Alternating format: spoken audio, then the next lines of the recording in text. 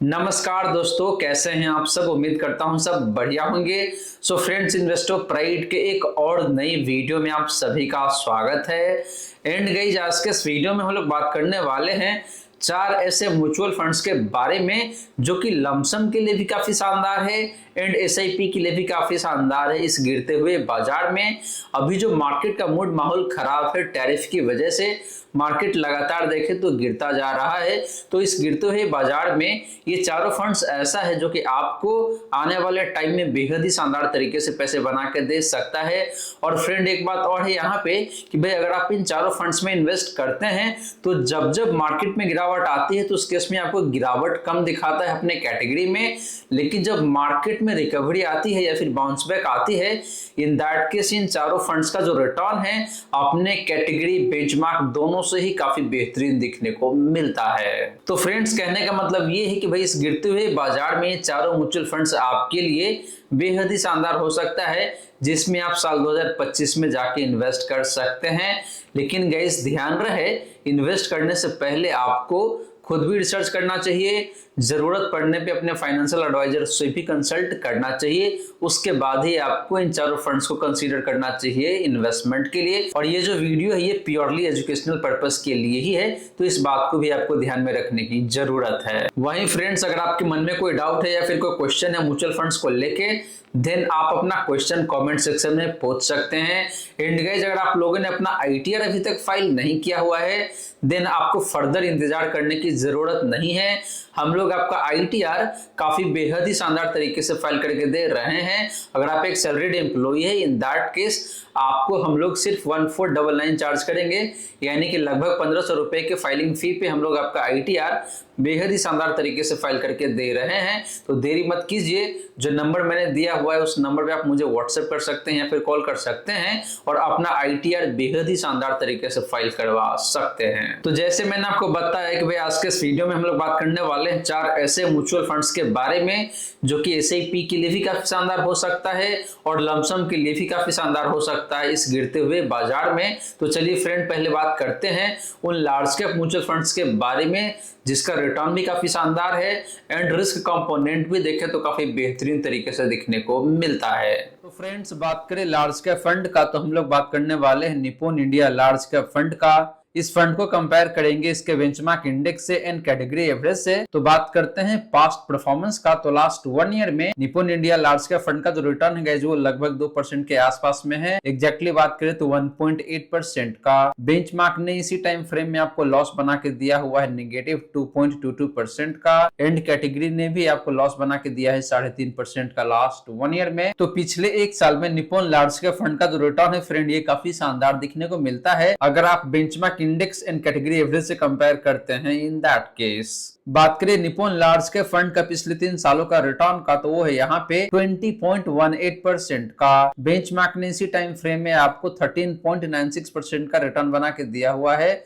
जो कि देखे तो लगभग 14% के करीब में है। कैटेगरी की बात करें तो इसका जो रिटर्न है पिछले 3 सालों का वो लगभग 14.5% का है। तो फ्रेंड्स, पिछले 3 सालों में भी देखे तो Nippon India large cap fund का रिटर्न अपने कैटेगरी एंड बेंचमार्क से काफी बेहतरीन दिखने को मिल रहा है। बात करें Nippon India large cap fund का पिछले 5 सालों का रिटर्न का, तो वो कहीं न कहीं देखे तो 24% के करीब में है। एग्जैक्टली बात करें तो 23.71% का। बेंचमार्क की बात करें तो इसका जो रिटर्न है पिछले 5 सालों का वो 18.38% का है एंड कैटेगरी की बात करें गैस तो इसका जो रिटर्न है पिछले 5 सालों का वो 18.28% का है। तो कैटेगरी एंड बेंचमार्क ने ऑलमोस्ट सिमिलर लाइन पे परफॉर्म किया हुआ है पिछले 5 सालों में। लेकिन बात करें Nippon India large cap fund का, तो इसका रिटर्न पिछले 5 सालों में भी अपने कैटेगरी एंड बेंचमार्क के कंपैरिजन में काफी बेहतरीन दिखने को मिल जाता है। बात करें फ्रेंड इस फंड का रिस्क रेशियोज का, तो हम लोग पहले बात करने वाले हैं स्टैंडर्ड डेविएशन का। तो Nippon India large cap fund का जो स्टैंडर्ड डेविएशन है गाइस वो कहीं न कहीं देखे तो 12 के आसपास में दिखने को मिल रहा है। एग्जैक्टली बात करें तो 11.93 का। कैटेगरी का स्टैंडर्ड डेविएशन की बात करें तो वो 13.47 का है। तो गाइस यहाँ पे देखे तो इस फंड का स्टैंडर्ड डेविएशन कम है, यानी कि इस फंड का जो रिटर्न है वो कम वोलेटाइल रहता है, यानी कि आपको स्टेबल रिटर्न बना के दे सकता है आने वाले टाइम में। बात करें निप्पॉन लार्ज कैप फंड का साफ रेशियो का, तो वो यहाँ पे 1.17 का। कैटेगरी का साफ रेशियो की बात करें तो वो 0.71 का है। तो फ्रेंड्स इस फंड का साफ रेशियो भी बेहतर है, यानी कि ये फंड जितना रिस्क लेता है उसके कंपैरिजन में आपको रिटर्न थोड़ा सा बेहतर बना के देता है। लास्टली बात करें इस फंड का अल्फा का, तो वो यहाँ पे 5.77% का, यानी कि इस फंड ने पिछले 3 सालों में अपने बेंचमार्क इंडेक्स को लगभग 5.6% से बीट किया हुआ है एनुअल बेसिस पे। एंड कैटेगरी के अल्फा की बात करें तो वो 0.49% का है। तो इस फंड का अल्फा भी देखे तो काफी बेहतरीन, काफी शानदार दिखने को मिल जाता है। तो फ्रेंड्स ये रही बात आपका Nippon India large cap fund का परफॉर्मेंस का एंड रिस्क रेशियोज का, और दोनों ही मायने में देखे तो ये फंड काफी शानदार है। फ्रेंड आपको बता दूं कि इस फंड का जो रेटिंग है वो भी 5 स्टार का है, यानी कि हर एक पैरामीटर पे इस फंड का रिटर्न अपने कैटेगरी में काफी शानदार है। रिस्क पैरामीटर भी काफी शानदार दिखने को मिलता है। एंड आगे चल के हम लोग बात करेंगे कि भाई इस फंड का जो डाउनसाइड प्रोटेक्शन है वो भी काफी शानदार दिखने को मिलता है।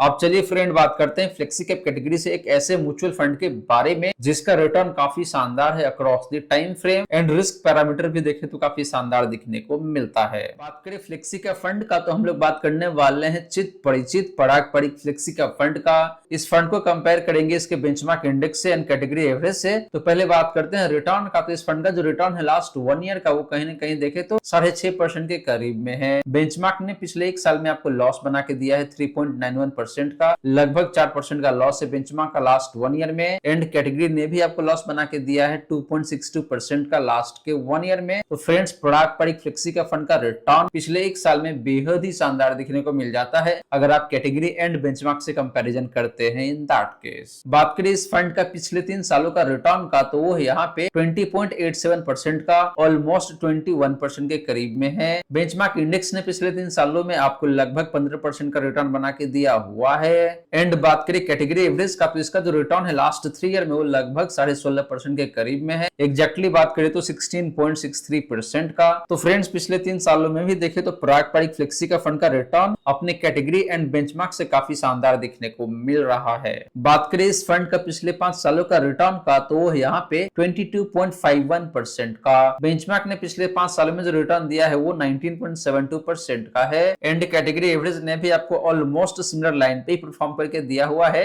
19.69% का रिटर्न है। तो फ्रेंड्स पिछले 5 सालों में भी देखे तो पराग परिक फ्लेक्सी का फंड का रिटर्न अपने कैटेगरी एंड बेंचमार्क से काफी अच्छा, काफी बेहतर दिखने को मिलता है। बात करें इस फंड का रिस्क रेशियोज का, तो पहले हम लोग बात करने वाले हैं स्टैंडर्ड डिवीजन का। तो पराग परिक फ्लेक्सी का फंड का स्टैंडर्ड डिवीजन काफी कम दिखने को मिलता है, 8.76 का। एंड कैटेगरी का स्टैंडर्ड डिवीजन की बात करी गई तो वो है यहाँ पे 13.12 का। तो फ्रेंड्स इस फंड का स्टैंडर्ड डिवीजन काफी कम है, यानी कि इस फंड का रिटर्न बहुत ही कम वोलेटाइल रहता है। बात करें इस फंड का साफ रेशियो का, तो वो है यहाँ पे बात करें इस फंड का साफ रेशियो का, तो वो है आपका 1.67 का। कैटेगरी का साफ रेशियो की बात करें तो कहीं ना कहीं 0.9 के आसपास में है। तो फ्रेंड्स साफ रेशियो भी देखे तो पराग परिक फ्लेक्सी का फंड का काफी शानदार है। लास्टली बात करें इस फंड का अल्फा का, तो वो है यहाँ पे 8.71% का। कैटेगरी का अल्फा की बात करी गई तो वो कहीं ना कहीं 2% के करीब में दिखने को मिल रहा है। तो इस फंड का अल्फा भी काफी बेहतरीन, काफी जोरदार दिखने को मिल रहा है, यानी कि पराग परिक फ्लेक्सी का फंड ने पिछले 3 सालों में अपने बेंचमार्क इंडेक्स को लगभग 0.9% से बीट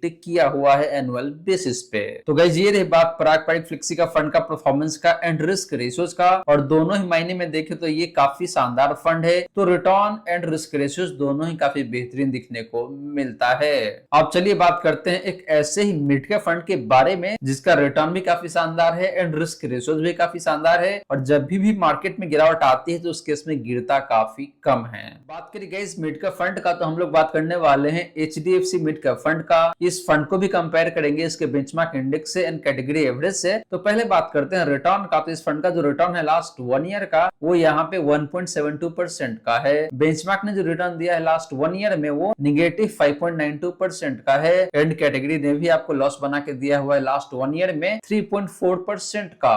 तो गाइस लास्ट 1 ईयर में HDFC मिड कैप फंड का रिटर्न अपने बेंचमार्क इन कैटेगरी से काफी बेहतरीन दिखने को मिल रहा है। बात करें इस फंड का पिछले 3 सालों का रिटर्न का, तो वो यहाँ पे 25.74% का। बेंचमार्क ने पिछले 3 सालों में जो रिटर्न दिया है वो 21.85% का है। एंड कैटेगरी की बात बात करें तो इसका जो रिटर्न है पिछले 3 सालों का वो 20.9% का है, लगभग 21% के आसपास का रिटर्न है कैटेगरी का पिछले 3 सालों में। तो फ्रेंड्स पिछले 3 सालों में भी देखे तो एचडीएफसी मिड कैप फंड का रिटर्न अपने कैटेगरी एंड बेंचमार्क से बेहद ही शानदार दिखने को मिल जाता है। बात करें इस फंड का पिछले 5 सालों का रिटर्न का तो वो है यहाँ पे 28.55% का। बेंचमार्क ने पिछले 5 सालों में जो रिटर्न दिया है वो 26.69% का है। एंड कैटेगरी की बात करें तो इसका जो रिटर्न है पिछले 5 सालों का वो 25.86% का है। तो फ्रेंड्स पिछले 5 सालों में भी देखे तो एचडीएफसी मिड कैप फंड का रिटर्न अपने कैटेगरी एंड बेंचमार्क से अच्छा काफी बेहतर दिखने को मिल रहा है। बात करें इस फंड का रिस्क रेशियोज का तो हम लोग पहले बात करने वाले हैं स्टैंडर्ड डेविएशन का। तो एचडीएफसी मिड कैप फंड का जो स्टैंडर्ड डेविएशन है जो यहाँ पे 13.8 का है। कैटेगरी का स्टैंडर्ड डेविएशन की बात करें तो वो 15.46 का है, यानी कि इस फंड का स्टैंडर्ड डेविएशन कम है और इसका मतलब यही कि इस फंड का रिटर्न कम वोलेटाइल रहता है। बात करें इस फंड का शार्प रेशियो का तो वो तकरीबन 1.45 का है। कैटेगरी का शार्प रेशियो लगभग 1 के आसपास में है, एग्जैक्टली बात करें तो 1.04 का। तो फ्रेंड्स इस फंड का शार्प रेशियो भी अपनी कैटेगरी से बेहतर है, यानी कि ये फंड भी रिस्क कम लेता है एंड आपको रिटर्न बेहतर बना के देता है। लास्टली बात करें इस फंड का अल्फा का तो वो है यहाँ पे 5.59% का। कैटेगरी का अल्फा 0.3% का है। तो फ्रेंड्स अल्फा भी काफी शानदार है, यानी कि इस फंड ने अपने बेंचमार्क इंडेक्स को पिछले 3 सालों में लगभग 5.5% परिणाम के हिसाब से बीट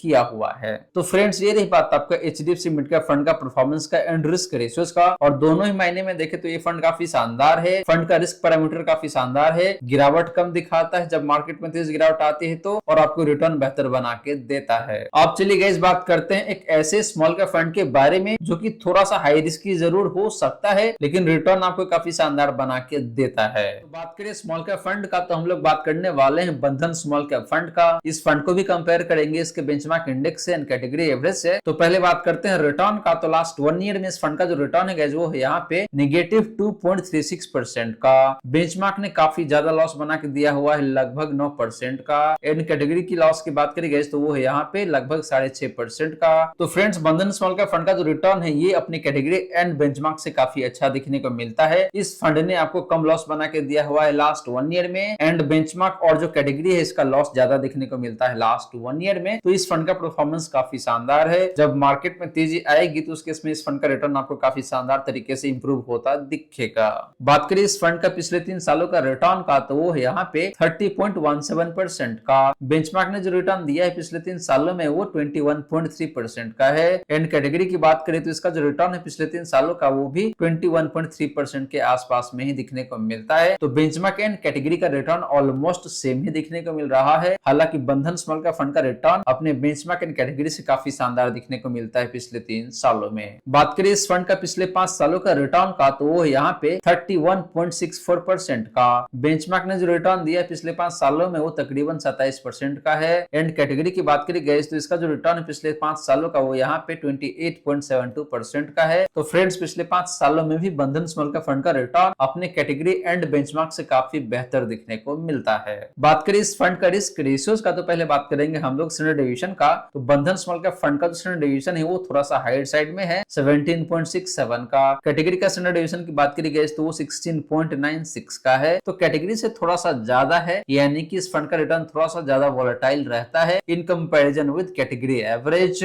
बात करें बंधन स्मॉल कैप फंड का शार्प रेशियो का तो ये बेहतर दिखने को मिलता है 1.38 का। कैटेगरी का शार्प रेशियो की बात करी गई तो वो 1.01 का है। तो शार्प रेशियो काफी शानदार है, मतलब ये फंड रिस्क कम लेता है एंड आपको रिटर्न बेहतर बना के देता है। बात करें इस फंड का अल्फा का तो वो है यहाँ पे 8.19% का, यानी कि इस फंड ने अपने बेंचमार्क इंडेक्स को पिछले 3 सालों में लगभग 8% परिणाम के हिसाब से बीट किया हुआ है। एंड कैटेगरी का अल्फा की बात करें तो वो 1.59% का है। तो अल्फा काफी शानदार है, इसमें कहीं कोई डाउट वाली बात नहीं है। तो फ्रेंड्स ये रही बात आपका बंधन स्मॉल कैप फंड का रिटर्न का एंड रिस्क रेशियोज का, और दोनों ही पैमाने पे देखे तो ये फंड काफी शानदार देखने को मिलता है। हालांकि इस फंड का स्टैंडर्ड डेविएशन थोड़ा सा हायर साइड में जरूर है, यानी कि इस फंड का रिटर्न थोड़ा सा ज्यादा वोलेटाइल रहता है। अब चलिए गाइस बात करते हैं कि जो 4 फंड्स हमने डिस्कस किया है आज के इस वीडियो में, उन चारों फंड्स का डाउनसाइड प्रोटेक्शन कितना बेहतरीन है। यानी कि मार्केट में अगर फर्दर स्लाइड डाउन होता है, यानी कि मार्केट और ज्यादा गिरता है, तो आपका ये जो चारों फंड है ये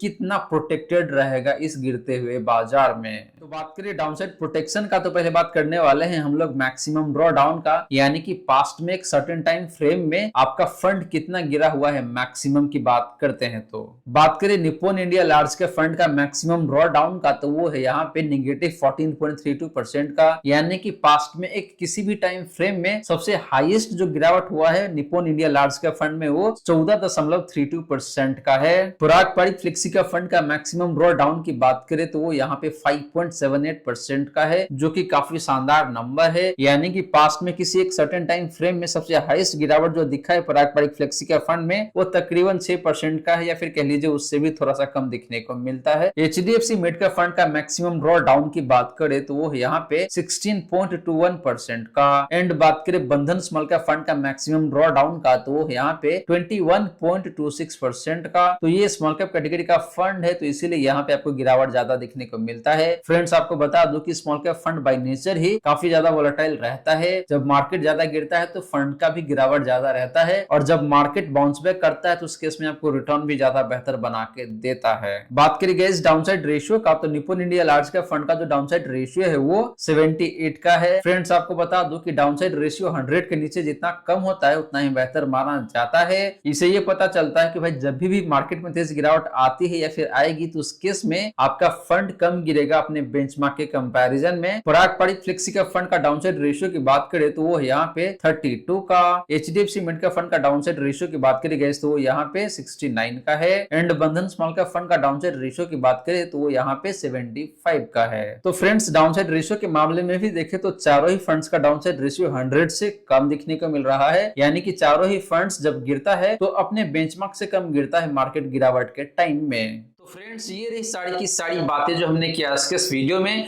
और मैंने आपको बताया है 4 ऐसे म्यूचुअल फंड्स जो कि एसआईपी के लिए भी काफी शानदार है, लमसम के लिए भी काफी शानदार है।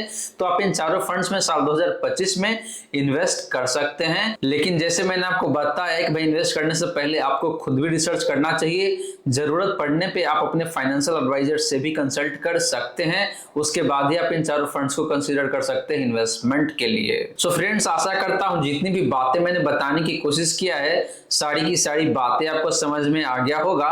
मन में अगर कोई डाउट है या फिर कोई क्वेश्चन है तो कमेंट सेक्शन में पूछ सकते हैं। वीडियो अच्छी लगी हो तो वीडियो को लाइक कर सकते हैं, शेयर कर सकते हैं, चैनल को सब्सक्राइब कर सकते हैं, और इस वीडियो को आप हाइप भी कर सकते हैं। So friends thank you so much for watching this video. मिलते हैं नेक्स्ट वीडियो में। जय हिंद, जय भारत।